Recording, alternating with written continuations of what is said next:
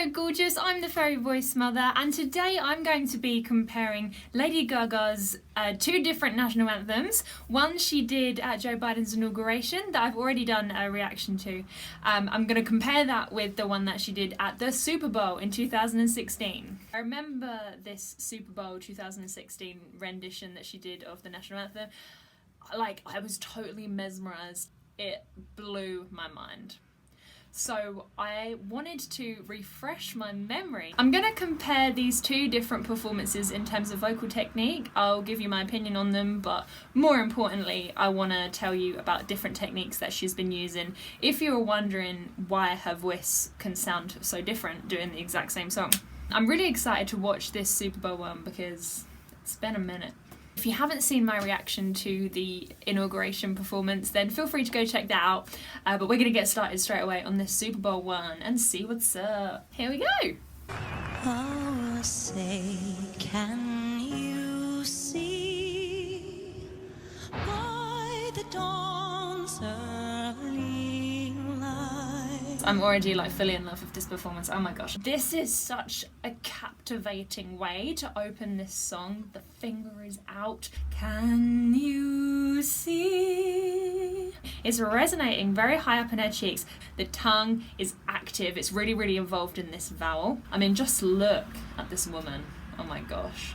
She looks like Satan's hot wife. So proudly we hailed. Alright, so we're already getting more variety. She was thin for proud, and then she transitioned through that Lee to a more full voice with less breath. Proudly we.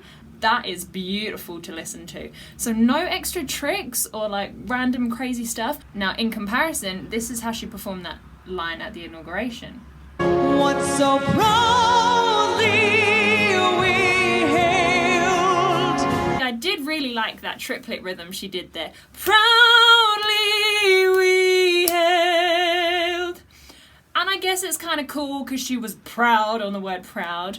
But that's kind of a 2D, the exact same technique for the whole line. Whereas this... What so proudly we hailed. That is a shiver inducer. What makes the huge difference between both of these performances even more mind-blowing is that they're in the exact same key. Oh, say. Mad. Whose broad stripes and bright stars through the perilous fight o'er the ramparts we... Well supported, perfect sound at the perfect volume. Her larynx is relaxed, it's not, you know, it's not stuck in any way. It's gorgeous.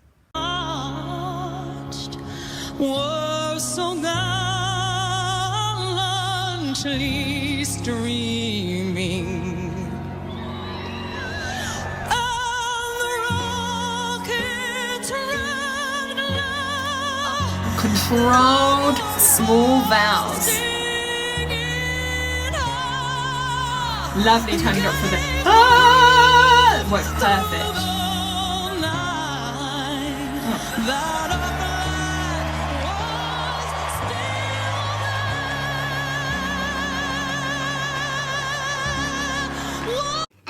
Nice sobby mix, low larynx, beautifully controlled, beautifully supported by her breath. So let's compare that now and just remind ourselves of how she did it at the inauguration. through the night that our flag was still there. She's going for the exact same technique here at the inauguration. I think the only difference was she slightly overdid it. Because it was very cold at this inauguration as well, her vocal cords and all of the extrinsic muscles would have been very tight, right? So she was probably tempted to overdo it with the breath to make sure those notes come out. Of course, it was marvellous both times, no doubt about it. The Super Bowl one, she just nailed that approach. So low larynx, small vowel, perfect amount of breath. That was the only difference. It's just that perfect coordination of all of those things. Happened at the Super Bowl and was very, very close to happening at the inauguration as well, but just not quite, it was just slightly overdone. Whoa, say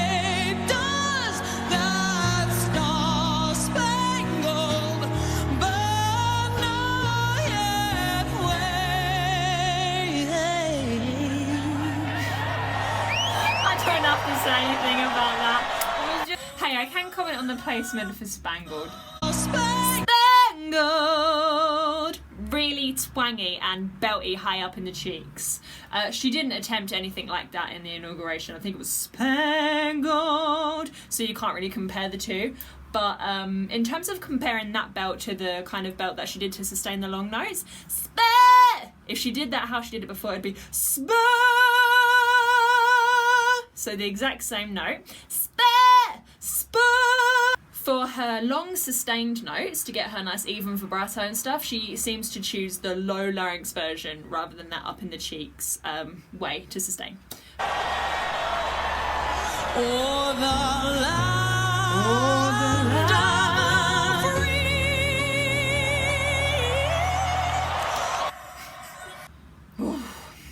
Okay, now that I've somewhat recovered, let me talk about that perfectly zipped in E sound. One of the rookie errors that's made on an E vowel is to throw it wide. Free! But then we use our neck and it sounds like a strangled cat. Stood all the extrinsic muscles tone on and make you sound like you're dying. She has handled this perfectly. So rather than E, she's done E. The tongue is lifting, which is creating that effect that it's an E sound without having to go E. If you try it now, you lift your tongue, you can go E, E. Because this is so stable and perfectly executed with this vowel as well, it means she's in a perfect position to slightly bring her jaw forward, switch gears to thin fold, and approach that incredible ascending riff.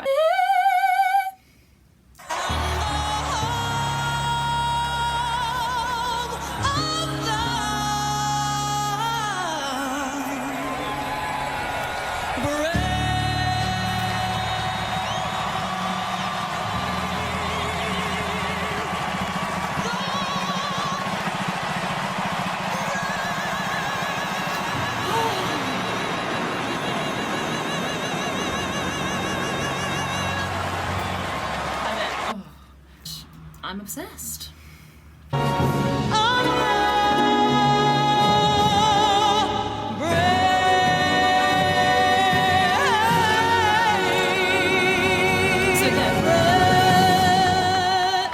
A little bit lower and that was a little bit unstable, so that's why I think she did the hey. That tongue came up to help her recover so she could finish on an E, which is a tighter, more secure vowel.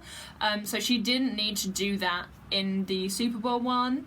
Inauguration was like bruh, and then the Superbowl bruh, a little bit brighter and more stable. Lady Gaga's Superbowl rendition of the national anthem is without a doubt my favourite ever I've seen, except the Whitney Houston one. In my opinion, it's a work of art.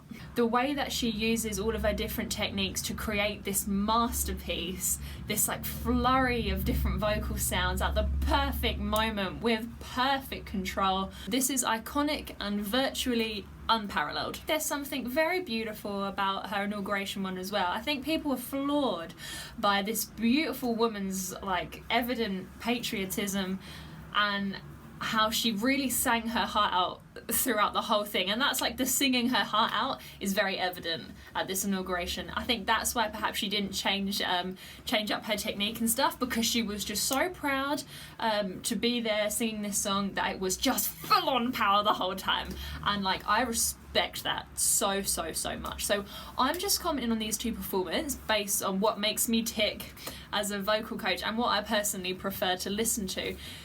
That doesn't mean I'm right by any stretch of the imagination in terms of like just because I said the Super Bowl one was like the best ever of all time. That's my opinion. So if it sounds good and it feels good, it's good, and I don't think you should ever sing to please someone else in any way. Thank you so much for watching this video.